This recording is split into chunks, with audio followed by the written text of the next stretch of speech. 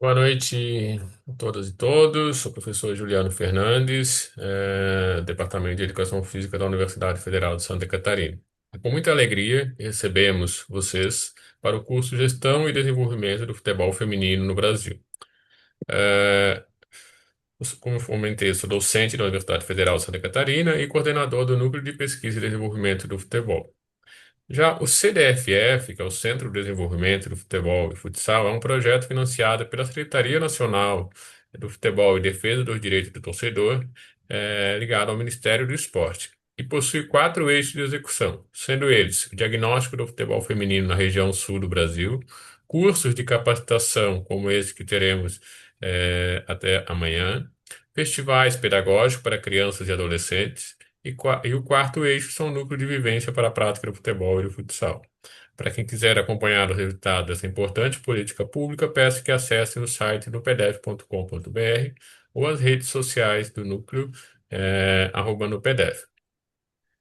Então é com muita alegria que a gente dá continuidade hoje, né? Mais uma vez a gente agradece a professora Júlia, ao Ministério do Esporte por propiciar, né, esse projeto via Secretaria Nacional de Desenvolvimento do Futebol e Direito do Torcedor.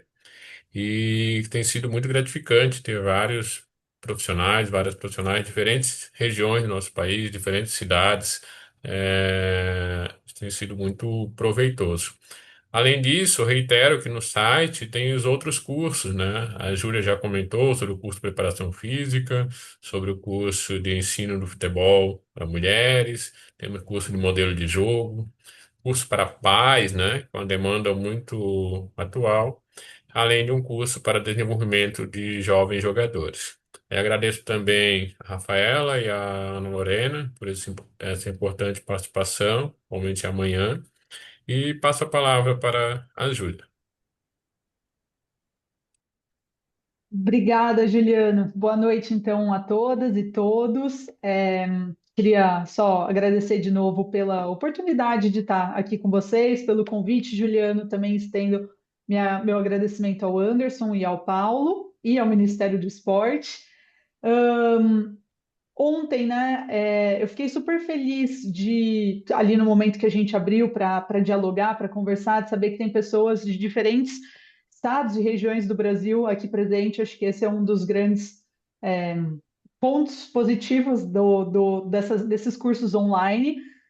Mas também tem uma certa limitação, que é o ponto de eu não conseguir conhecer tanto vocês, né? Então, certamente, se esse daqui fosse um curso presencial, a gente talvez teria até um pouco mais de tempo para o diálogo, para eu conhecer as diferentes realidades de vocês. Então, a gente vai tentar abrir alguns outros momentos de conversa durante o encontro de hoje. E no encontro de amanhã, o que eu já até combinei com a Lorena e com a Rafa, é que a gente não vai ter apresentações de slides, igual eu estou fazendo nesses 2 primeiros dias. A gente vai fazer como se fosse mais ali uma roda assim, de debate, de conversa. Então, acho que vai ser uma oportunidade também para vocês trazerem as experiências de vocês, dialogarem com elas. Fica mais um bate-papo para amanhã, tá bom? Então, para vocês também saberem como está estruturado. Bom, eu vou então compartilhar aqui com vocês. Num primeiro momento, eu vou relembrar só os principais pontos que a gente conversou ontem, e daí depois eu já avanço, falo, né, como que vai ser a sequência de hoje. Deixa eu só organizar aqui a apresentação e a outra tela. Beleza. Bom, fechou, gente. Vamos lá então. Só para relembrar, então, de onde a gente saiu, né, com o encontro de ontem e para onde a gente está indo. No encontro de ontem, né, nosso primeiro encontro, eu foquei bastante num desenvolvimento histórico e global do futebol de mulheres. Então, primeiro começando definindo o que, que a gente entende por desenvolvimento, que a literatura traz, e algumas críticas que a gente pode fazer a essa definição. A gente viu o papel da FIFA nesse processo de desenvolvimento, consequentemente das confederações continentais, e isso nos ajudou a entender esse contexto atual de desenvolvimento, né? O porquê que tem toda essa mobilização em torno do futebol de mulheres ao redor do mundo, não só no Brasil. Depois, eu entrei mais numa parte de desenvolvimento atual e nacional, mostrando alguns estudos desenvolvidos com diferentes países, o cenário brasileiro e algumas recomendações da literatura. E é bem aqui que a gente vai, se aprofundar no encontro de hoje. E amanhã, então, a gente vai ter uma conversa com a Rafa do Corinthians, né, que está na gestão da categoria de base do Corinthians, e com a Ana Lorena, que está na FIFA. Bom, se eu tivesse que, só não tenho certeza se todo mundo de hoje estava ontem, então só destacar os principais pontos que a gente viu ontem. Então, o principal ponto aqui, um primeiro, né? A mudança de posicionamento da FIFA em relação ao futebol de mulheres ao longo do tempo, então saindo de uma posição de quase que proibição para uma posição hoje em dia de obrigação. A gente viu que a principal estratégia para o desenvolvimento do futebol de mulheres no nosso continente, né, liderada pela Comebol, é a exigência dos times de mulheres. E até teve uma pergunta ontem online que eu não consegui responder, que era se essa exigência tem um período de tempo. Por exemplo, ela começou, né? Ela foi divulgada em 2016 e, sei lá, ela vai durar até 2026 ou ela vai durar até 2036. A gente não tem esse limite temporal. A gente tem só quando ela é divulgada, em 2016, mas aparentemente não tem um período ali limite para isso. Essa estratégia que é utilizada aqui no continente sul-americano e adotada pelo Brasil também acaba sendo adotada por alguns outros países, como a Itália e a China, mas ela não é utilizada por outras confederações. Então, as demais confederações parece que estão pensando mais longitudinalmente e de uma forma menos impositiva. A gente viu que esse processo das mulheres estarem entrando nos clubes tradicionalmente masculinos, ele pode ser entendido como um processo de união de duas empresas que partem de culturas muito diferentes e que, pelo menos num cenário de fora e de países que a gente considera bem estruturados até nesse futebol de mulheres, não tem tanta integração entre as equipes dos homens e das mulheres. A gente viu a UEFA como uma protagonista no desenvolvimento internacional do futebol de mulheres, embora hoje eu vou fazer aqui um pouco o papel da advogada do diabo e vou também mostrar alguns pontos que não estão tão bem desenvolvidos quanto ela vende aí para gente.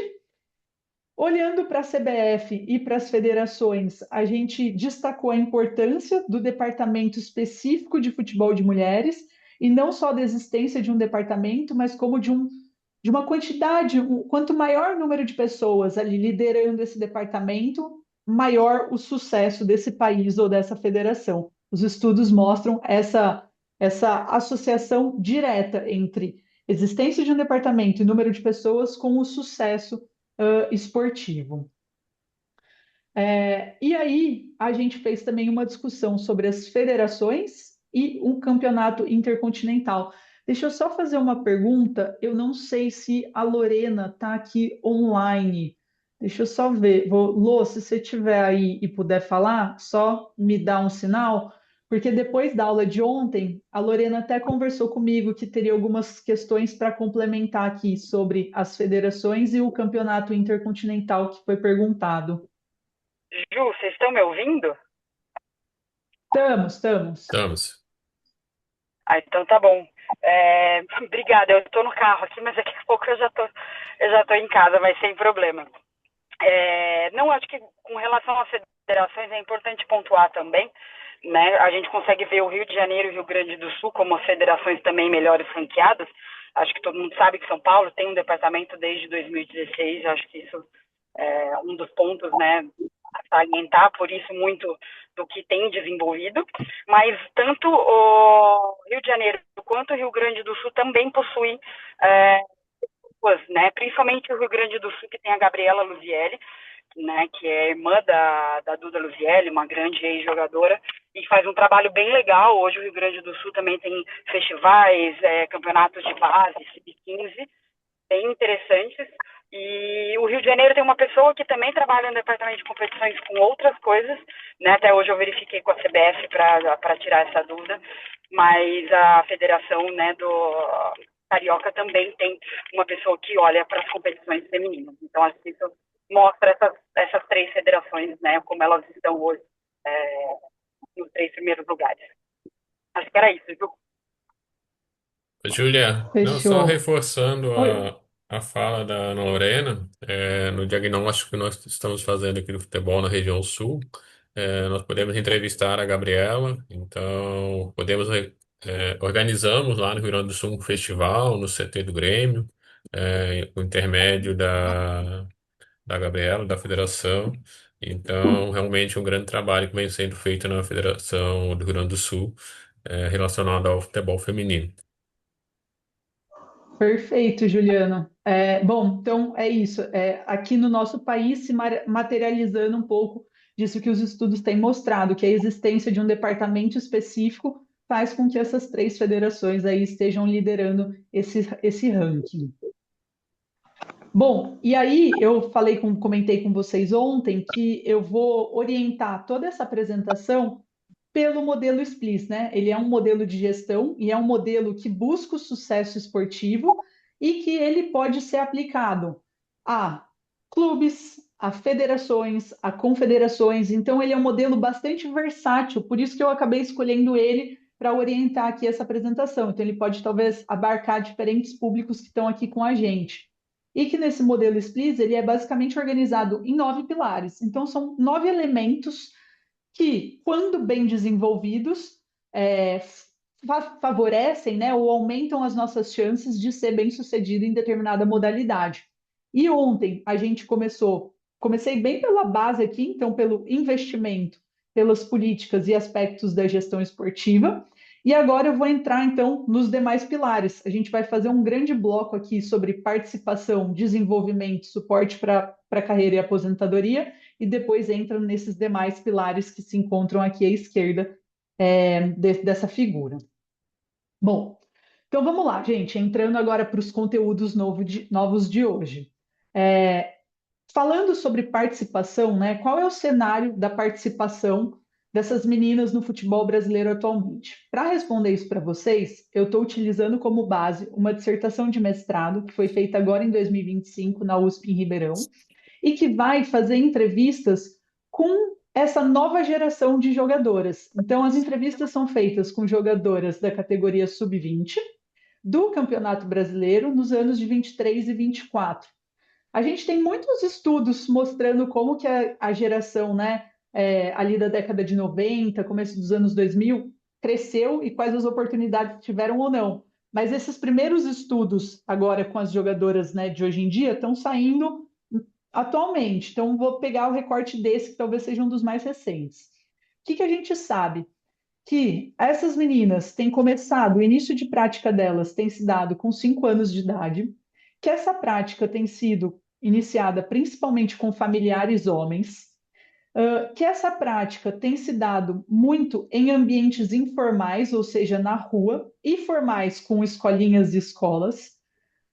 Como essa prática começa principalmente num ambiente com homens, essas meninas conseguem jogar com eles porque elas já têm um certo nível de habilidade. Então, é toda e qualquer menina que consegue jogar dentro de um ambiente misto?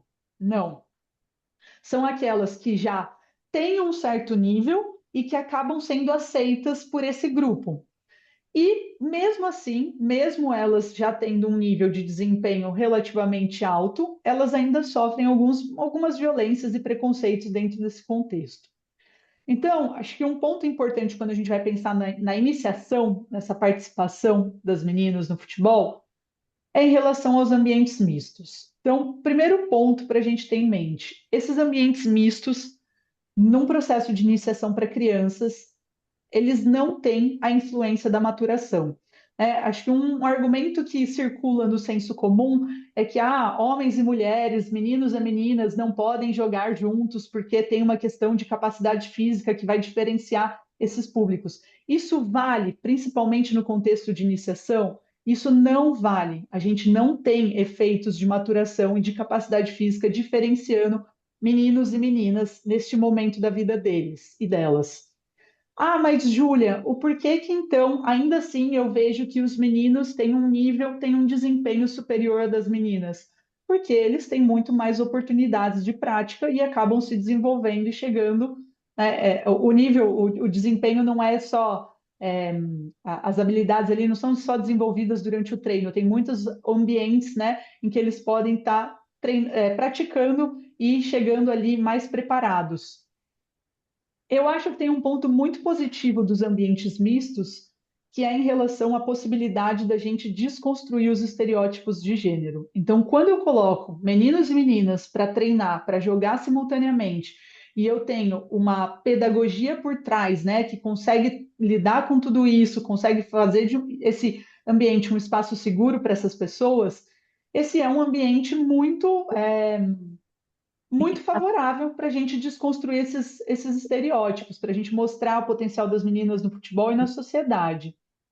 Mas o que a gente encontra hoje em dia é que, num cenário de desigualdade, só são aceitas dentro desse espaço as meninas que já vêm com um certo nível, e aí fica a pergunta para a gente. Então, se eu não tenho necessariamente um tratamento pedagógico para conseguir colocar todo mundo junto, e se só as meninas mais habilidosas são aceitas, né, dentro desses contextos, onde que iniciam as meninas com menores níveis de desempenho?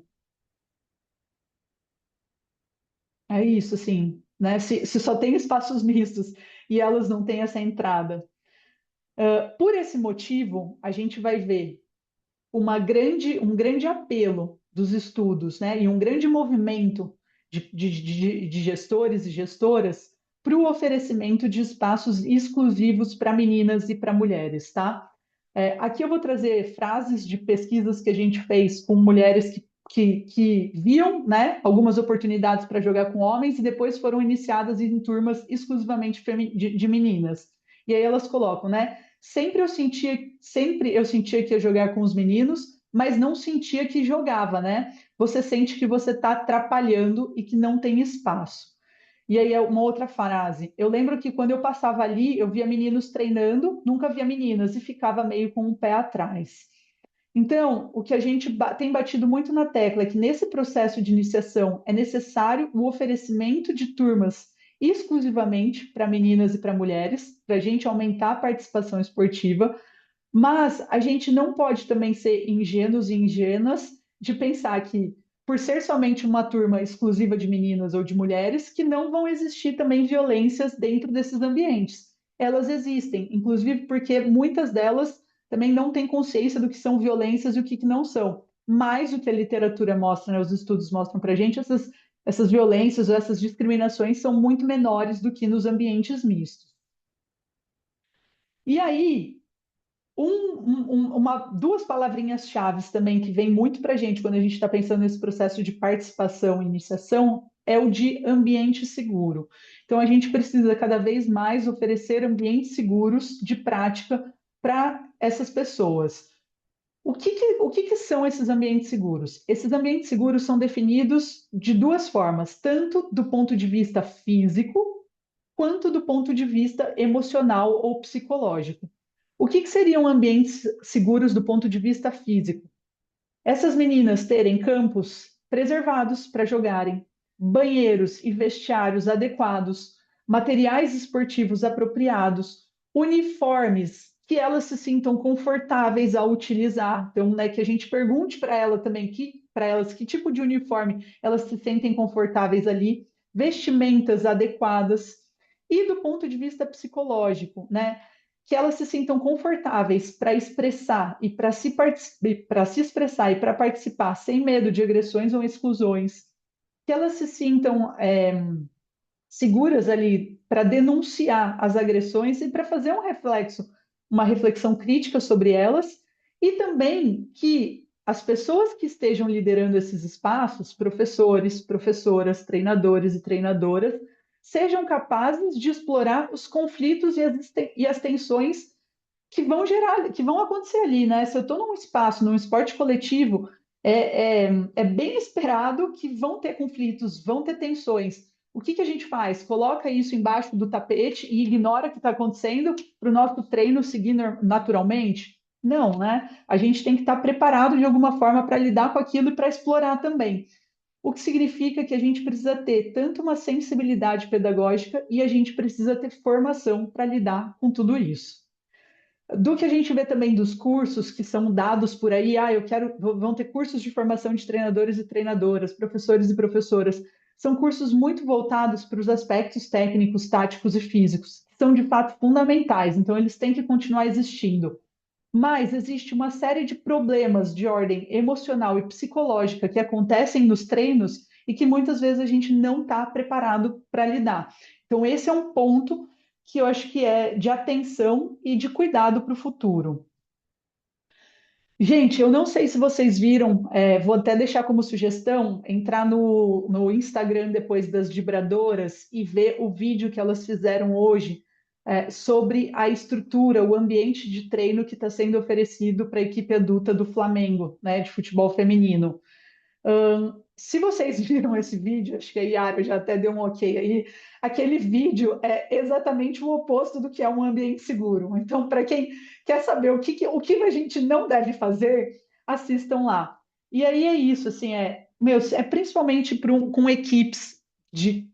Não é só com equipes de alto rendimento, é com equipes no geral, né? A gente usar campos com dimensões oficiais, cuidar da qualidade da grama, não só pela qualidade do treino, mas para evitar lesões, as finalizações e as demarcações adequadas, espaços para hidratação. Quando a gente vai pensar no vestiário, eu vou pensar tanto na qualidade e na quantidade dos chuveiros, dos banheiros, dos espelhos, da limpeza. A gente teve aqui em Campinas até um problema recente em relação a isso. Tinha um campo que era exclusivo para mulheres, e esse campo passou a ser depredado com o passar do tempo, e aí elas reivindicando melhores qualidades e reivindicando que o poder público, de alguma forma, cuidasse desse campo e sendo ignoradas até que, como que isso foi revertido? Elas chamaram a mídia. E aí acionaram, né, jornais, acionaram pessoas ali nas redes sociais, fizeram vídeos, e aí, na hora que isso se tornou público, assim, não deu nem uma semana, o poder público estava lá para resolver. E aí consertaram os chuveiros, os espelhos, a limpeza. Então, isso acontece com o Flamengo, que é uma das principais equipes nacionais. Isso acontece com equipes que têm menos visibilidade e que estão num processo mais ali de formação das jogadoras. E aí, gente, se eu pudesse dar uma sugestão para vocês, esse não é o tema de hoje, mas trazendo dicas para quem quiser saber mais sobre como promover ambientes seguros e como lidar com todas as questões psicológicas e emocionais, no Comitê Olímpico do Brasil, eles têm no site deles, eles têm uma série de cursos que são gratuitos e online que podem ser feitos. E aqui, ó, estou deixando exemplos só de dois para vocês: igualdade de gênero no esporte, porque eu acho que tem tudo a ver com o que a gente está conversando aqui, e o segundo é prevenção e enfrentamento do assédio e do abuso no esporte. Tem muitos outros que vale a pena vocês darem uma olhada. Esses dois certamente eu recomendo e dá para fazer de casa no momento que vocês quiserem. Muito bem. Avançando um pouquinho mais, o que que essa dissertação traz para a gente, né? Ela vai analisar, então, 15 jogadoras que estão aqui nessas linhas identificadas de J1 a J15, vai ver a idade com que essas meninas iniciaram no futebol, a idade que elas entraram no ambiente formal, a idade que começaram a jogar somente com meninas e quando entraram na base. E aí o que a gente vai ver uma idade média aqui de 5 anos, depois a entrada no ambiente formal de 8 anos, que começaram a jogar com meninas 13 anos e entrada na base 13 anos. Aqui estou arredondando, né? O que para mim me chama atenção quando eu vejo esses dados? Que de alguma forma a gente ainda não conseguiu alcançar as meninas ou promover espaços somente de meninas num contexto de iniciação. Elas começam a jogar com 5 anos de idade, mas elas entram em espaços exclusivamente para meninas somente com 13 anos. Então, todo esse processo de primeiros contatos com o futebol, ele é feito num contexto de esporte misto. E aí, aproveitando o gancho com essa questão da idade, tem esse estudo aqui. Ele é no contexto canadense, mas a gente vê algo muito parecido no brasileiro, que que vai ser analisado? Os pesquisadores desse estudo vão ver quanto de tempo as jogadoras de futebol destinam ao treinamento sistematizado ao longo da vida e à competição. Então, aqui a gente tem na horizontal, né? A categoria sub-6, sub-7, sub-8. Então, a gente tem as idades E na vertical, no eixo Y, a gente tem a quantidade de horas acumuladas. E se vocês notarem, tem duas linhas aqui, né? Uma que está em preto, que seriam jogadoras de nível nacional, de alto rendimento, e uma linha em cinza, que são jogadoras de um nível menor. Então, o que que a gente vê? Que a quantidade, a dedicação para o treinamento do futebol vai aumentando ao longo do tempo, e que se vocês me perguntassem, é de fato a quantidade de treino que diferencia o alto rendimento de quem está num nível um pouco menor? Pelo que a gente vê nesse estudo, não. A trajetória de ambos os grupos é bem parecida. Ah, e experiências competitivas? Vamos dar uma olhada aqui do lado direito. Olhem como está sendo o crescimento das experiências competitivas, tanto das jogadoras de elite quanto de jogadoras de níveis menores. Eu diria que muito parecidas também. Então, a princípio, não são esses os aspectos que estão diferenciando a formação desses dois grupos de jogadoras. Em compensação, se a gente for olhar agora nessa figura, essa figura vai trazer para a gente o tanto, a quantidade de tempo que essas jogadoras têm de jogo livre. O que é jogo livre? Eu pegar e me reunir na rua para jogar com outras meninas, eu ter tempo para jogar no intervalo dentro da escola, eu jogar em espaços de lazer. Sabe quando a gente não tem nenhuma pessoa mediando? Olha o que acontece com as experiências das jogadoras de elite em preto e o que que acontece com as jogadoras que não chegaram no cenário de alto rendimento. Então, com base nesses dados, o que que esse estudo conclui? Que o que de fato diferencia as jogadoras que chegam no alto rendimento daquelas que ficam em níveis menores não necessariamente são as horas de treino ou as horas de competição, mas são as oportunidades que elas têm para jogarem em ambientes informais. Jogadoras de elite acumulam mais tempo de jogo em relação às praticantes de níveis menores, e isso vai indicar para a gente uma necessidade de espaços informais de prática para meninas e mulheres. E isso chama atenção, né, para o uso dos espaços públicos, se a gente tem espaços públicos seguros para elas ocuparem, e se a gente também oferece espaços e oportunidades dentro do ambiente escolar para elas também praticarem essa modalidade.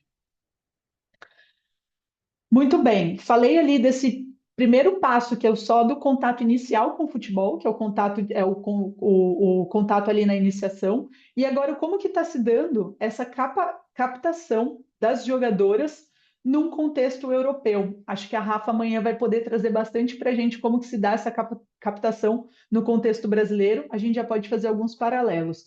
Então, esse estudo foi analisar diferentes equipes de elite no continente europeu. Ele foi fazer entrevistas com gestores e gestoras e foi ver como que se dá o processo de identificação dessas jogadoras, do desenvolvimento e da seleção delas para categorias maiores, tá?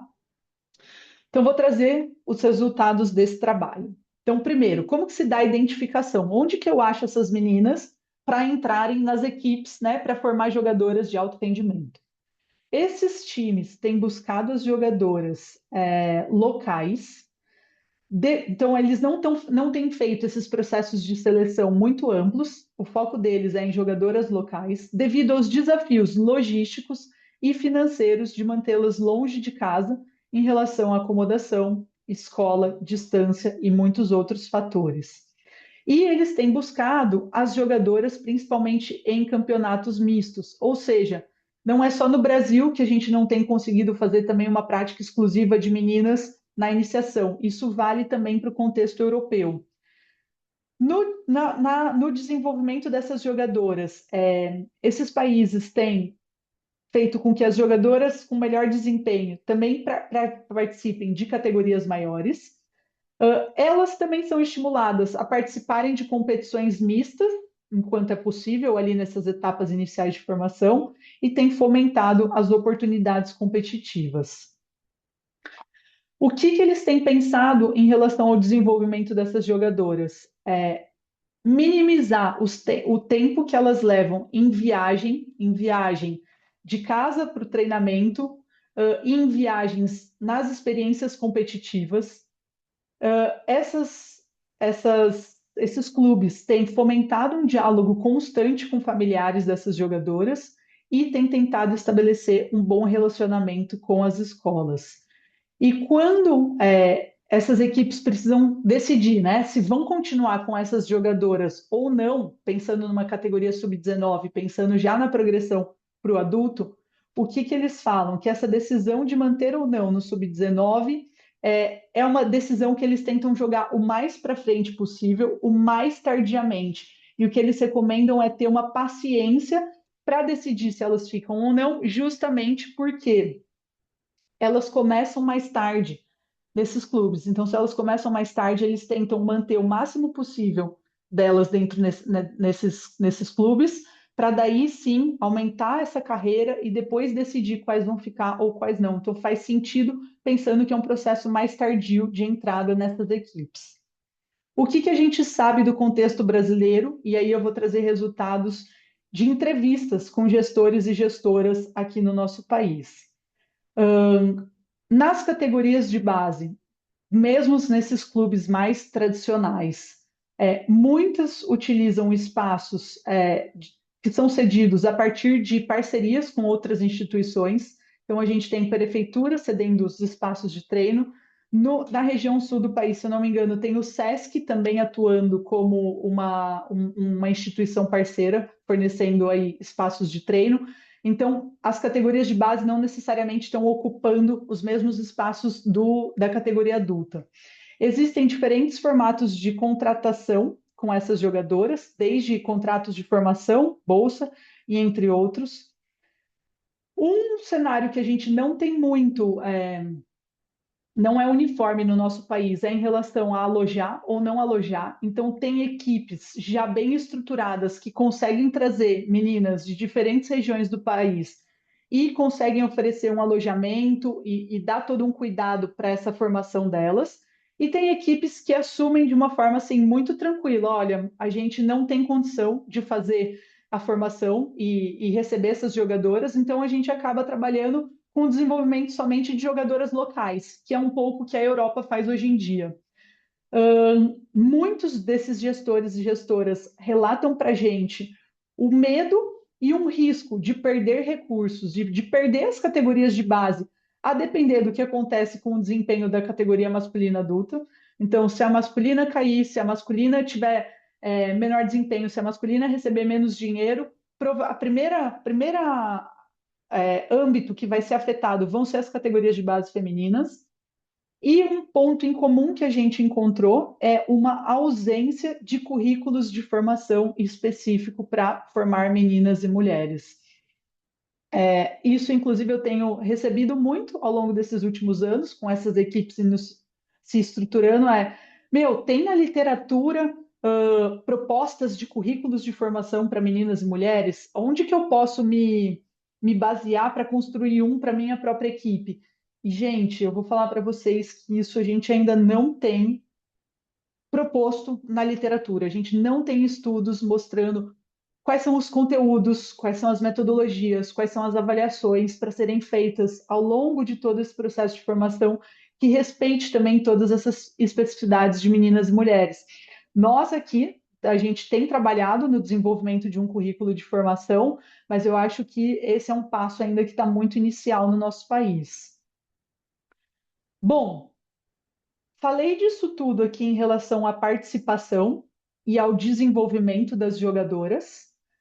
Agora, um ponto que a gente não discute muito, mas que tem recebido um pouquinho mais de atenção atualmente, é em relação às transições. O que são as transições? As transições, quando uma menina passa de jogar em equipes mistas e começa a jogar somente com meninas, é um processo de transição. Quando elas mudam de categoria, isso também são processos de transição. Quando elas vão se aposentar, isso também representa um processo de transição.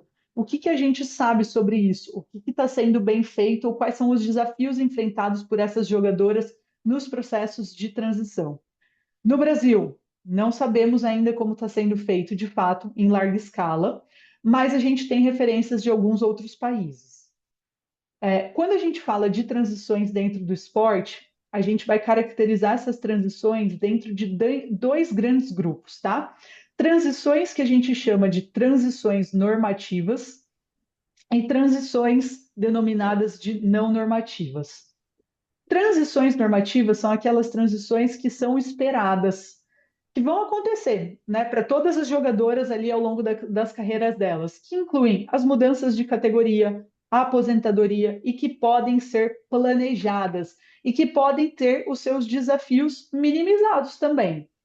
Mas também a gente vai ter que lidar com um monte de transições não normativas, ou seja, inesperadas nessa formação, que podem ocorrer por conta de lesões.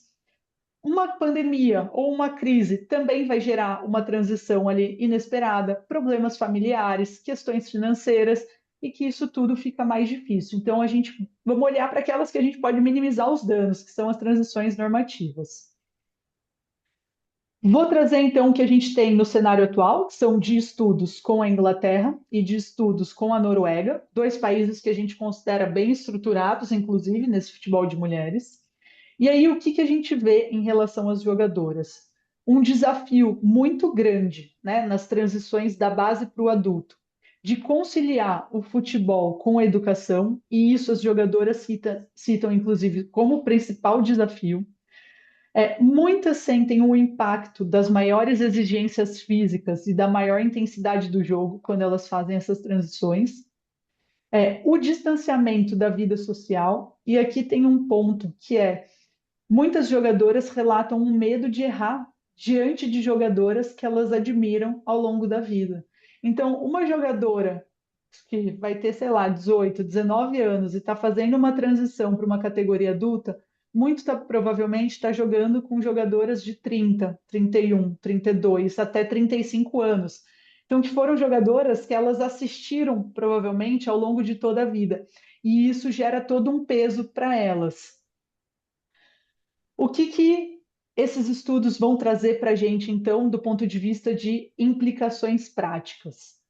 Primeiro, a gente estabeleceu algumas mentorias um pouco mais formais entre jogadoras adultas e jogadoras mais jovens. Isso pode ser feito por alguns departamentos, por algumas gestões em clubes, em projetos esportivos no Brasil. Um processo educativo em relação à comissão técnica sobre essas demandas psicológicas e educacionais que as jogadoras vão estar vivenciando. E, principalmente, eu sei que isso parece um pouco batido, mas um foco no desenvolvimento a longo prazo e da não necessidade desses resultados imediatos, principalmente nas categorias de base. Em relação a isso, mas quando que eu tenho que esperar, então, que essa minha jogadora, então, estou pensando aqui num processo de formação dentro de uma equipe esportiva. Quando que eu posso esperar que essa jogadora atinja o desempenho de pico dela? Né? Quando que, de fato, eu tenho que olhar para ela e falar, bom, é aqui que você tem que estar formada, é aqui que eu tenho que esperar e que eu vou cobrar 100% do seu rendimento esportivo. Vou trazer, então, aqui o resultado para vocês de um estudo com Jogos Olímpicos, tá? Então, isso não vai englobar os mundiais, é só com Jogos Olímpicos, é uma edição, então isso tudo tem que ser ponderado. E aí, o que a gente vai ver aqui? Na horizontal, no eixo X, a gente tem a idade média das equipes, de 20 anos até 29 anos, e na vertical, a gente tem a média de gols por partida. Em preto, a gente tem as equipes que não passaram nem da fase de grupos. Em azul, a gente tem as equipes que chegaram ali nas quartas de finais. E em vermelho, a gente tem as equipes finalistas e semifinalistas. O que a gente vê aqui? Basicamente, uma relação direta entre idade e desempenho. Qual é a idade média das equipes que se classificam para as próximas fases e que têm um maior rendimento de gols nas partidas? São aquelas que têm mais de 25 anos de média. Então, se eu estou formando, né? Se eu vou conversar com uma equipe, com um projeto esportivo, esse projeto tem como objetivo desempenho, e me perguntarem, quando que a gente tem que estar com essas atletas prontas? Ali em torno dos seus 25 anos de idade. Isso é uma média, ou seja, vão ter jogadoras muito bem formadas um pouquinho antes e jogadoras muito bem formadas depois. Eu não preciso correr, eu não preciso ter uma jogadora de 16 anos participando de categorias adultas ou forçando elas com uma elevada carga de treino. Eu não preciso de jogadoras de 17 anos, de 18 anos. a gente tem tempo e a gente pode respeitar esse processo de formação. E aí, vou também aproveitar para compartilhar um estudo com vocês que ainda não foi nem submetido, mas que a gente vai analisar se o desempenho nas categorias de base se traduzem em sucesso na categoria adulta. Então, o que que a gente fez nesse estudo? A gente analisou a participação e o desempenho das seleções nacionais na Copa do Mundo FIFA, adulta, sub-20 e sub-17, desde as primeiras edições até os dias de hoje, e a gente foi ver a participação das jogadoras nessas competições. Então, quem está participando do sub-17, do sub-20, chega na categoria adulta, né? Qual é esse percentual de jogadoras que são mantidas? E mais do que isso, eu ter uma seleção que desempenha muito bem nas categorias sub-17, sub-20, vai também se traduzir em bons desempenhos na categoria adulta? Tem essa relação diretamente proporcional? E a gente vai considerar aqui, nesse estudo, como sucesso, participação como finalistas ou semifinalistas nesses campeonatos. É isso. Vou trazer os resultados para vocês, então. O resultado está aqui nessa tabela, eu vou devagar com ela. Então, nessa primeira coluna, a gente tem a quantidade de vezes que esses países foram finalistas ou semifinalistas na competição adulta. Aqui, na segunda coluna, a gente tem os países. Na terceira coluna, eu tenho quantas vezes esses países participaram da sub-17 e quantas vezes tiveram sucesso na sub-17. Em seguida, quantas vezes participaram da sub-20 e quantas tiveram sucesso na sub-20. O resultado para a gente está aqui nesse Rzinho, que basicamente é quanto mais próximo do valor de 1, maior a associação entre sucesso na adulta e a participação e o desempenho na base, quanto mais próximo de zero ou negativo, menor a associação. E aí o que a gente vai ver aqui é esse valor de 0,55 que indica uma associação moderada entre participação na categoria sub-20 e sucesso na categoria adulta. O que isso significa? Que ganhar uma sub-17 não me garante que eu vou ganhar depois da sub-20, nem ter bons desempenhos na categoria adulta, e que eu também ter muita participação na sub-17 também não reflete num desempenho na categoria adulta. Isso é o que a gente tem hoje em dia. E como que está a participação dessas jogadoras ao longo dessas categorias? Eu vou trazer só dois exemplos aqui, um do Brasil, né, por ser o nosso país, e o outro dos Estados Unidos, que talvez seja o país aí o maior sucesso esportivo no futebol de mulheres. O que a gente vê é que das jogadoras que participaram das competições adultas nas Copas do Mundo, no Seleção Brasileira, somente 15% delas passaram pelo sub-17 e 38% passaram pelo sub-20. E em relação aos Estados Unidos, que é a nossa maior e principal referência, das 37 que passaram ali por essas competições da categoria adulta, 22 participaram da sub-17 e 50% participaram da sub-20. Acho que esse é um dado relevante, que mostra a importância, de fato, da participação na sub-20, mas que mostra que essa participação na sub-17 está um pouco distante do que a gente vê no adulto, o que nos dá tempo para formar essas jogadoras. A gente não precisa correr em relação a isso. Gente, esses eram alguns dos estudos que eu queria compartilhar, pensando nesse processo, desde iniciar, como estão sendo as captações e o que a gente está vendo ali da categoria adulta, de como essas jogadoras chegam ou não chegam até a categoria adulta. Vou só fazer uma pausa aqui para água e enquanto isso eu deixo aqui se alguém quiser fazer algum comentário ou deixar alguma dúvida no chat, a gente tem uns minutinhos, senão eu já continuo, tá bom? E aí eu vou mudar daí para a formação dos treinadores e treinadoras.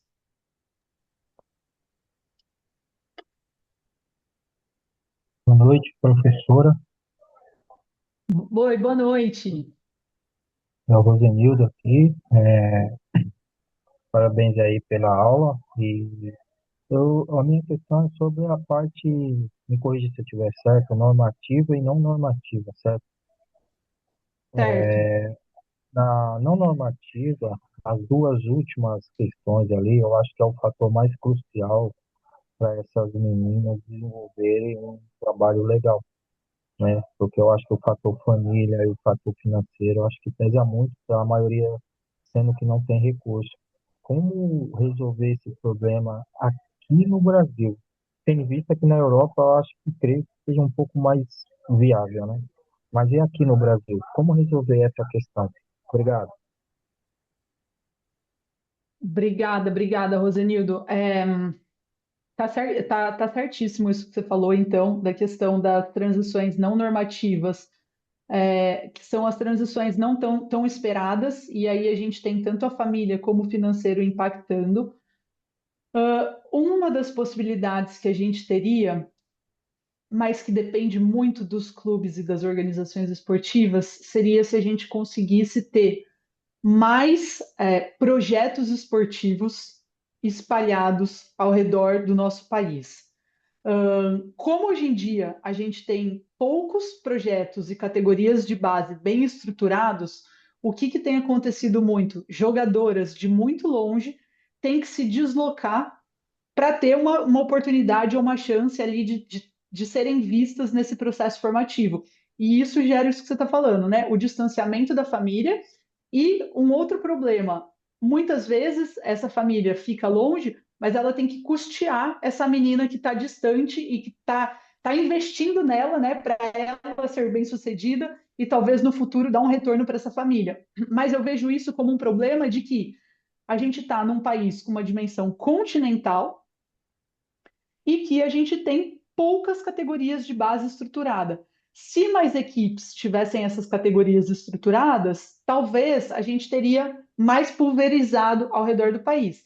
Aí eu vou entrar em uma discussão que a gente fez ontem também. Será que algumas federações esportivas poderiam colocar como exigência em determinados licenciamentos ou determinados campeonatos para que essas equipes também tivessem categorias de base ou algumas categorias para a gente aumentar esse número aí, essa oferta para essas jogadoras? Essa seria talvez uma estratégia a ser utilizado estadualmente para a gente ter mais oportunidades. Agora, é isso. Esses são desafios que a gente tem, assim, pensando nas políticas esportivas voltadas para federações e clubes, talvez essas são algumas das soluções aí que eu penso. Mas talvez vocês também tenham outras sugestões, né? Se alguém também tiver outras ideias, pode ficar à vontade para compartilhar com a gente. Júlia, um ponto importante, e aí eu gostaria de saber de você em relação aos estudos, trabalhos. Aqui em Santa Catarina, pelo menos, quando nós acompanhamos 2 ou 3 anos as competições de base, sub-15, 17, 20, a gente percebe que são as mesmas, em alguns clubes, né, que são as mesmas, em algumas equipes, as mesmas meninas competindo em 2 ou 3 categorias. Outro ponto é que, como você falou ali das parcerias, então tem clubes que têm parceria com o município, né, com a escola, enfim, aí as equipes melhor estruturadas às vezes também ficam com um calendário até congestionado, né, considerando aquela faixa etária, considerando que são meninas ou meninos que também ocorre isso, que tem que estudar, né, que tem todo o calendário escolar. Então, mas minha pergunta é mais relacionada a esse ponto das meninas competirem em diferentes categorias, talvez avançando um momento pela oportunidade, mas não vou nem entrar no ponto das lesões agora, mas das etapas, né, de desenvolvimento. Perfeito, ô, Juliano. Deixa eu só mostrar aqui uma coisinha enquanto você estava fazendo a pergunta. Essa imagem que eu estou mostrando, ela pode estar um pouco desatualizada, tá bom? Porque ela já tem alguns anos, mas esse daqui seriam as categorias de base que são oferecidas para as meninas no futebol. E aí é um pouco disso que eu estava até respondendo anteriormente. Fica difícil para a gente garantir uma proximidade, um apoio da família e reduzir os custos financeiros quando são poucas equipes que estão oferecendo a possibilidade para essas jogadoras se desenvolverem. Então, tem todo um investimento, de fato, das famílias, investimento de tempo, investimento de dinheiro, para que essa jogadora se torne uma jogadora ali de elite e que dê esse retorno no futuro, tá? Então, acho que esse é um cenário que explica a resposta anterior.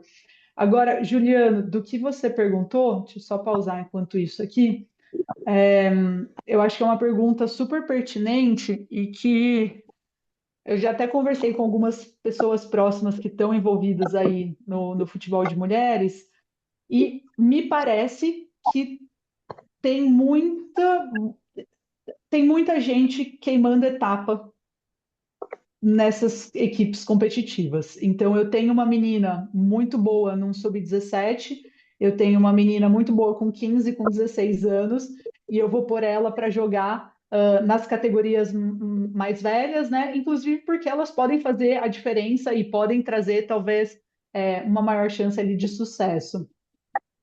Eu não vou falar de achismo, eu vou falar com base nos estudos. Com base nos estudos, isso não é necessário.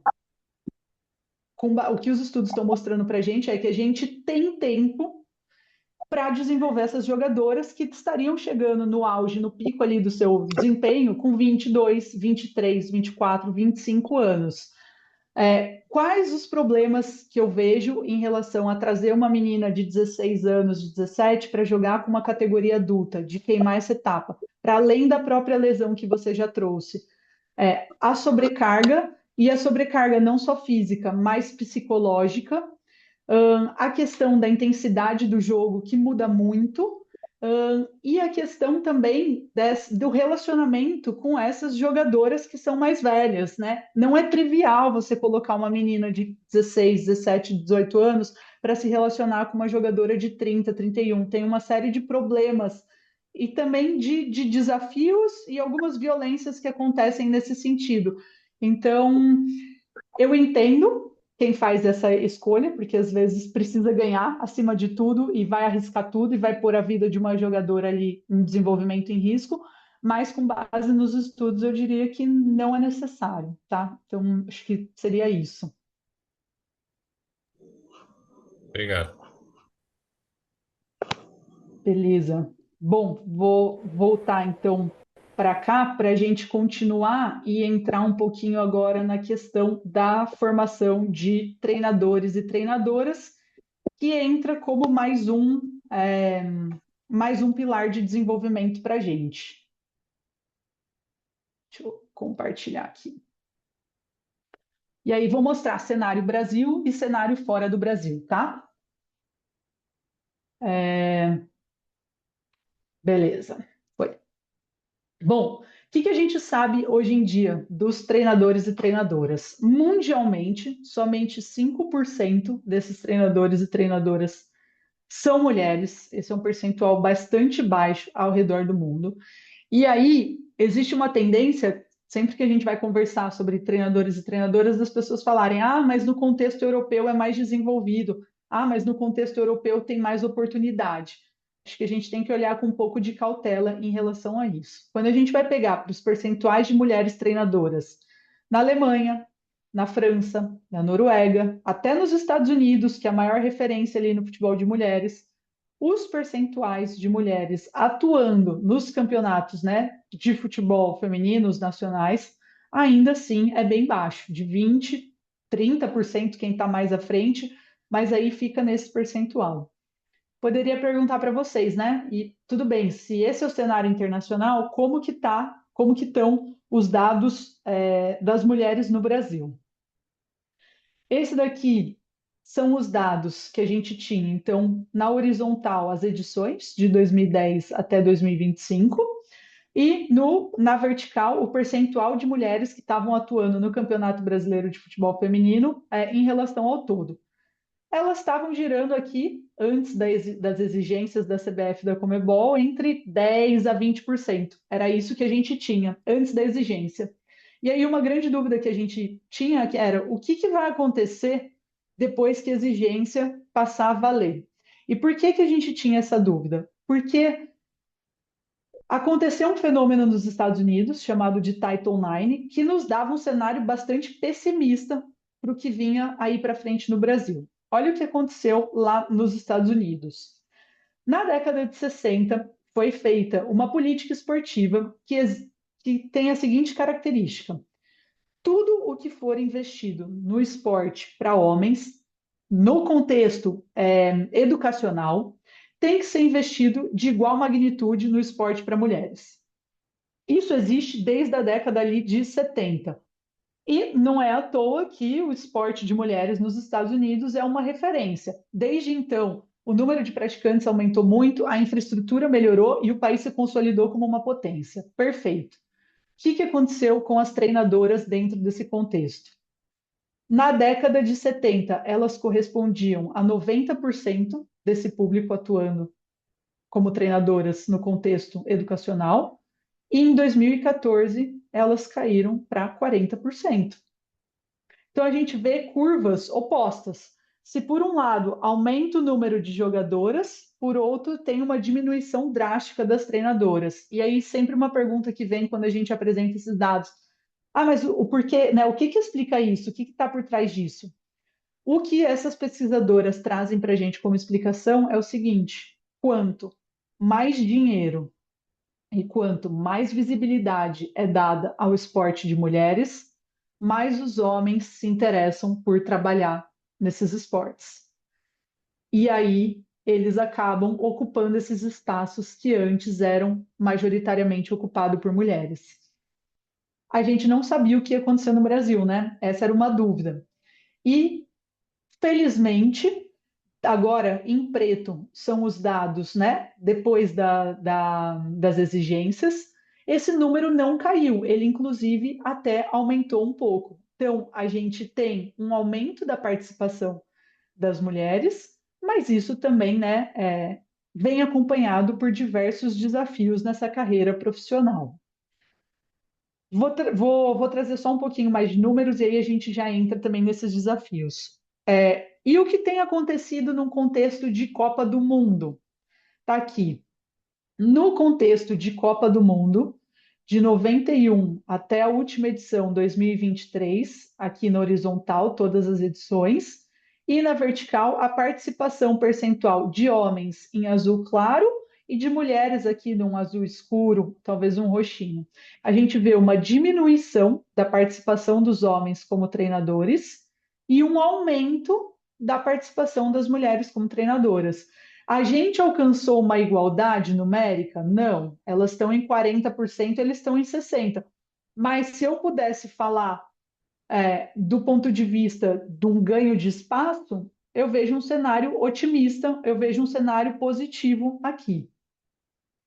Mas a gente pode fazer uma segunda pergunta, que é: quem são essas mulheres ocupando esse espaço?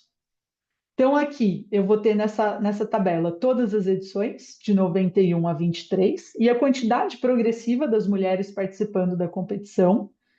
E aí eu vou ter a quantidade de mulheres pretas ou pardas, que basicamente era inexistente até ali os anos 2000. Aqui agora, a partir de 2010, a gente começa a encontrar um pouquinho mais. Então, elas representam 13% das mulheres pretas, 6% das mulheres pardas, e aí, quando eu vou ver as mulheres brancas, 71%, asiáticas ali 9%. Ou seja, são todas as mulheres que conseguem ocupar esses cargos de treinadoras ou esses cargos aí máximos no futebol? Não. Quando a gente fala nessa categoria mulheres, né, parece que é um grupo bastante homogêneo, mas na verdade não. Tem muitas diferenças entre elas e muitas diferenças em relação às oportunidades que elas vão ter ao longo da vida. E quando a gente vai ver também da onde vêm essas treinadoras por região geográfica, o que a gente vê é que as treinadoras que participam desse maior palco aí do esporte do mundo são mulheres concentradas que vêm do continente europeu. Talvez algumas políticas da UEFA tenham contribuído para isso, uma vez que elas já estão investindo na formação de treinadoras há mais tempo. Então, também não é uma distribuição muito igual de mulheres ao redor do mundo. Tem uma um continente aqui que lidera essa participação. Eu gosto muito, quando a gente pensa em mulheres em cargos de liderança, de usar e de olhar para os caminhos dessas mulheres nos cargos de liderança com essa metáfora que é chamada de metáfora do labirinto. Então, o que que essa metáfora traz para a gente? Que o cargo de liderança se encontra aqui no centro do labirinto, tá? É como se fosse esse pontinho vermelho, e que as mulheres vão partir de diferentes entradas do labirinto. Cada mulher parte de uma entrada. Vão ter mulheres que vão ter caminhos muito mais rápidos e muito mais curtos para chegar até esse centro, até esse cargo de liderança. E vão ter mulheres que vão começar num ponto tão distante e vão enfrentar tantos obstáculos que nunca talvez nem vão chegar nesse cargo de liderança.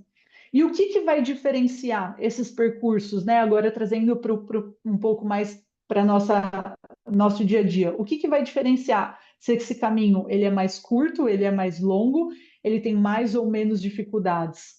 Se essas mulheres são de uma classe média alta ou baixa, se essas mulheres estudaram, né, em boas escolas ou em escolas com um menor nível, se essas mulheres são brancas ou se elas são pretas, se elas são pardas, se essas mulheres são heterossexuais ou homossexuais, tem um monte de fator que vai atravessar e que por isso é muito perigoso quando a gente faz uma política esportiva voltada para mulheres de uma forma única, porque a gente não vai estar alcançando toda essa diversidade. Muitas vezes, o que eu vejo é que essas estratégias de formação também de mulheres para atuarem nesses cargos de liderança acabam privilegiando, acabam favorecendo mulheres que já tiveram privilégios ao longo de toda a sua vida. E aquelas que enfrentam mais desafios acabam não sendo abarcadas por essas políticas esportivas. Bom, falado desse cenário aí, dessa subrepresentação das mulheres, e é por isso, né, que muitas organizações têm dado tanta atenção ao como que a gente fomenta a participação das mulheres ali como treinadoras e como gestoras, agora a gente pode olhar também um pouquinho para as dificuldades delas, tanto do ponto de vista da qualificação, da contratação e da manutenção nesses cargos. Vou passar por esses 3 pontos. Então, do ponto de vista de qualificação, e acho que é por isso também que a gente reforça essa política do Ministério do Esporte, é que a gente vê que os cursos de qualificação para essas mulheres treinadoras normalmente são ministrados por homens que desconhecem os esportes de mulheres, costumam fazer piadas machistas durante esses processos formativos e que, de alguma forma, como são cursos majoritariamente ocupados por homens, existe uma desconfiança dessas mulheres poderem participar, terem capacidade de estar ocupando esse espaço, participando desse curso. E aí vocês poderiam me falar, ai, Júlia, putz, no Brasil é muito difícil mesmo, a gente tem uma cultura machista, dificulta muito a formação de treinadores, de treinadoras, desculpa. Aí, gente, esse não é um cenário só brasileiro. O que a gente sabe é que essas dificuldades nos cursos de formação acontecem na FA, que é a Federação da Inglaterra, acontecem nos cursos liderados pela UEFA e também acontecem no Brasil, mas isso não se restringe somente ao Brasil. Quais seriam possíveis soluções do ponto de vista prático para as federações esportivas, para as confederações e para as organizações que estão comprometidas a formar mais mulheres treinadoras e mais mulheres em cargos de liderança? Nesses cursos de formação, destinar algumas dessas práticas já acontecem, inclusive no Brasil, vocês vão reconhecer. Destinar um número exclusivo de vagas para as mulheres, oferecer suporte que favoreçam a sua participação no curso, então desconto, auxílio de hospedagem, auxílio com transporte, promover um desenvolvimento desses formadores e formadoras em relação, né, a fazer daquele espaço um ambiente seguro. E o que inclui nesse ambiente seguro, né? Não utilizar linguagens sexistas, piadas machistas, usar uma linguagem mais inclusiva, Um ponto simples também, gente. Bom, eu estou aqui montando slides para vocês. Eu dou aula, né? Estou ali em sala de aula semanalmente, vou montar slides. Eu quero usar imagens representativas. Aí eu vou lá no Google e coloco futebol. Cara, se vocês jogarem, quando a gente coloca imagens no Google de futebol, o que vai aparecer? Imagens de homens no alto rendimento, num futebol super espetacularizado. Se eu quero fazer slides que são mais inclusivos, eu preciso daí, inclusive, colocar palavras-chave. Mulheres no futebol, mulheres idosas no futebol, pessoas negras no futebol, pessoas com deficiência no futebol. Senão essas pessoas não aparecem nesses campos de buscas. Dá mais trabalho para a gente que está montando? Dá mais trabalho, mas são pequenas ações que tornam esse espaço talvez um espaço um pouco mais confortável para as diferentes mulheres que podem participar desse ambiente. E aqui, né, utilizar exemplos e imagens relacionadas a mulheres no futebol. A gente sempre bate também num ponto que é ter gestoras mulheres, né, dentro desses espaços, clubes, federações, confederações, e ter também treinadoras mulheres. Vou só focar aqui um pouquinho na questão das gestoras. Ter gestoras mulheres também não significa que essas gestoras não vão cometer violências com as mulheres que estão subordinadas a elas. Não estou falando isso num sentido de apontar o dedo, de nossa, culpabilizar, longe disso. Mas eu estou falando isso num sentido do como é urgente a gente ter ações educativas, inclusive com mulheres que ocupam esses cargos de liderança, esses cargos de visibilidade e cargos de poder. Eu trago até esse estudo que eu acho, para mim, né, ele escancara essa realidade e o título do estudo é Experiências de Mulheres Líderes, as microviolências entre mulheres.